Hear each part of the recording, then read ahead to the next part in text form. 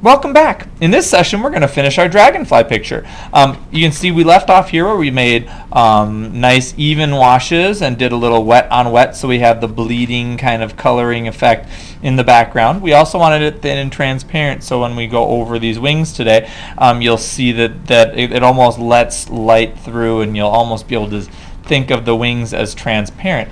So what we're going to do is we're going to use an ultra fine point Sharpie, the little one with the little nib on it, to do the drawing of the textures on the wings. Then we're going to use some soft chalk pastels to do kind of some swirls in the background. So to get started, you'll need an ultra fine point Sharpie like this one, and you're going to want to use the tip, or just like we've talked about in the past, that you're holding your Sharpie straight up and down so that the ink can easily flow out of the little nib on the front. If you hold it on a 45-degree angle and try to draw with it, it won't draw very well.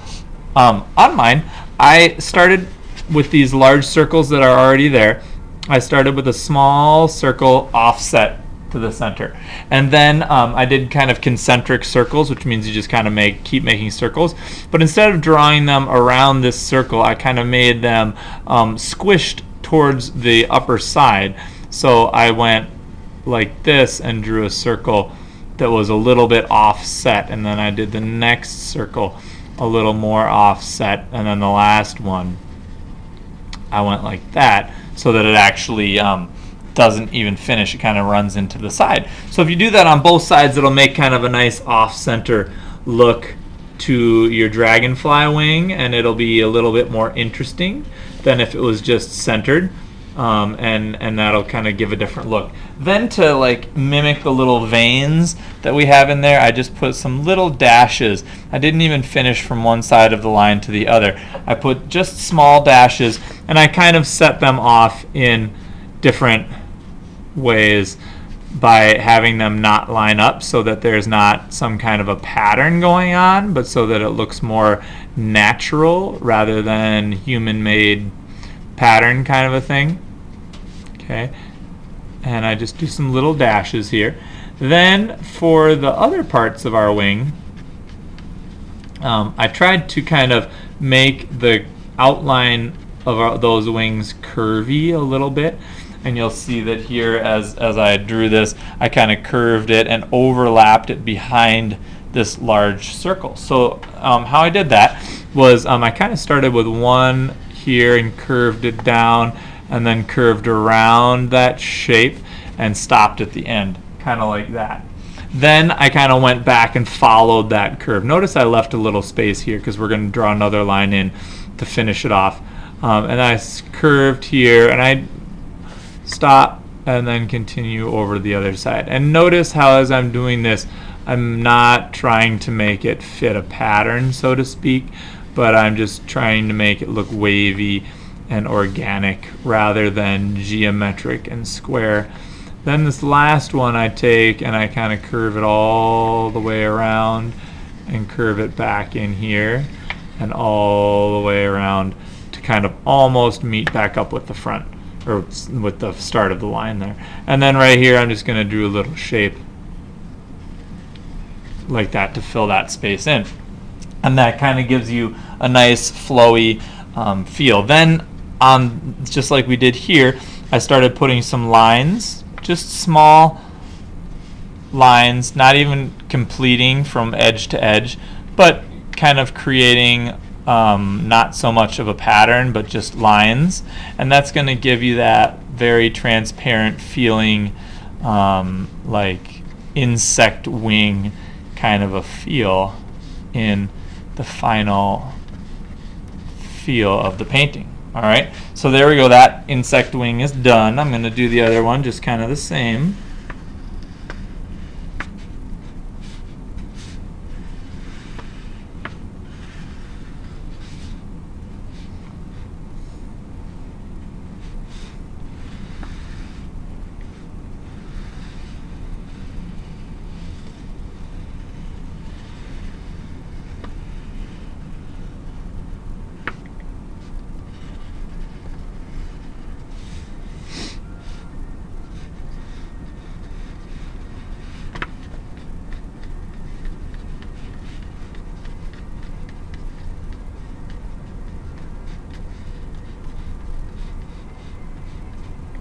Alright, and then I do the same thing on these underside of the wings, but you know, you're seeing about this part of the wing.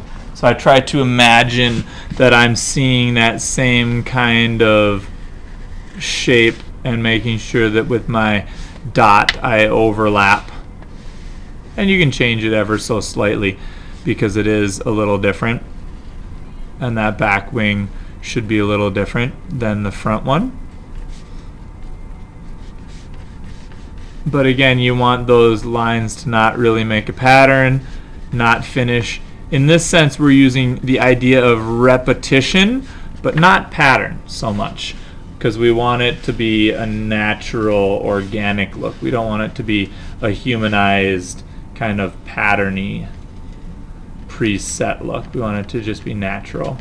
So we're using repetition, the principle of repetition in our artwork here. Okay, then on the on the back of the dragonfly here, I used kind of diagonal lines like this, just to kind of make a pattern on his abdomen. And this one can be regular or not. It can be close or large or skinny. You can kind of make that on your own. And we might fill those in a minute. And then for the eyes, I again used kind of semicircles. It might be kind of hard to see this on this example because that blue is so dark. But what I did is I just used some semicircles here, and then I did perpendicular lines in from the eyes. And you can see a lot better on my other one because it's lighter. Even though I used black in the eyes, it's a little bit lighter. So you can see those. So finishing the eyes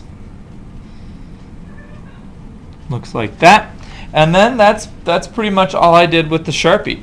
Then I go back and I take a little bit of chalk pastels. Now these are dry chalk pastels, not oil pastels, but dry chalk pastels.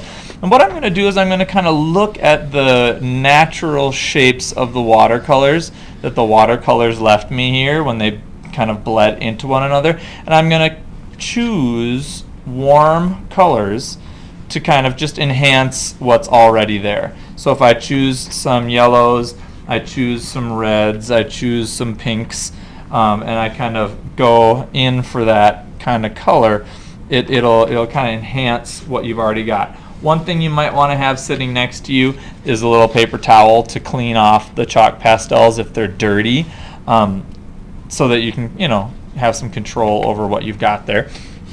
And then what I'm going to do is I'm going to kind of swirl this through. I'm going to use the flat edge of the chalk pastel rather than the tip. I'm going to use the flat edge, and I'm just going to curve it right along the already kind of naturally existing pattern that's right there. And I'm going to just kind of press hard and let the paper, kind of the tooth of the paper, pick that up. And I'm going to do another one down here, and then I'm going to switch to red and go right along the edge of that as well. One more time, just to kind of fill that out. And then I'm going to do the same thing with magenta on this side. And you can notice how, since I'm using the flat edge, I get a thicker and thinner line depending on where I am, and I can take that and just smear it a little bit with my finger. I'm going to get some yellow right on the edge of here. And this is just going to kind of lend a more organic, free-flowing shape to your picture as well as you go through. And it'll kind of, if you echo those lines the watercolor's already created for you, it'll make it even that much more interesting. Just because it'll be kind of organic-y feeling, and it'll be kind of swirly and swoopy. And that'll lend itself to a kind of whimsical look. This pastel is very hard. It's not so soft. There we go. Pink there. Here. Okay, so there's kind of the swirly background with the chalk pastel. And now I'm going to choose another violetish color for right over my blue wings, just to kind of enhance that bluish color. And again, I want to use the side, and I'm going to just rough it up here so that that chalk pastel actually works properly. Okay, and I'm just going to draw it right along the edge of my wing, like that. I'm going to do the same thing over on this wing. Okay, like that.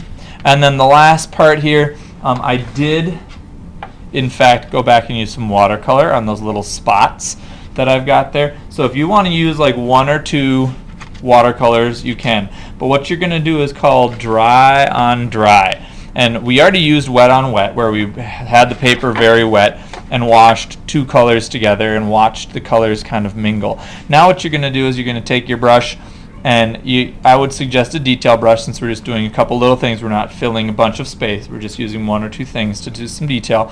And go back with your color and just get a little bit on your brush.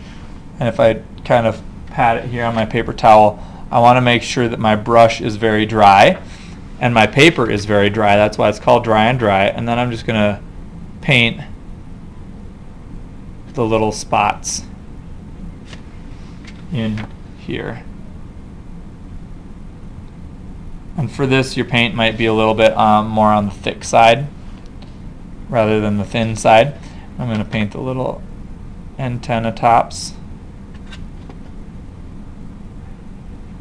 And this requires some good detail, some good control. And I think I'll even go back and put a little bit on the body here inside these. You don't have to do inside here.